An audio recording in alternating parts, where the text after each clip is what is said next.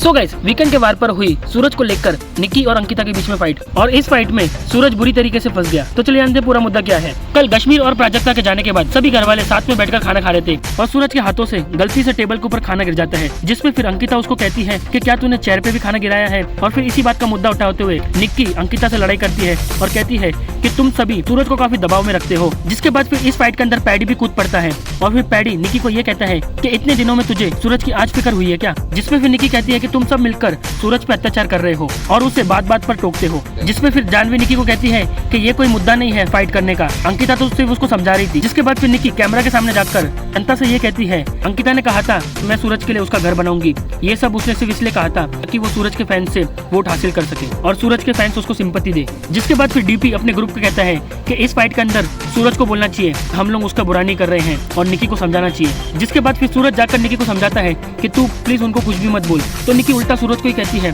तू उनके इन्फ्लुएंस में आकर आज मुझसे कह रहा है, मैं जानती हूँ कि तेरे मन में ऐसा कुछ भी नहीं है और तू उनके भड़काव में आ गया है। और इस पूरे फाइट में सूरज को देखकर तो ऐसा लग रहा था कि वो किसी को भी कुछ भी नहीं कह पा रहा था और चुपचाप ये फाइट को सुन रहा था। सो गाइस, क्या आपको भी लगता है कि अंकिता, पैडी और डीपी सूरज को बात बात में टोकते हैं?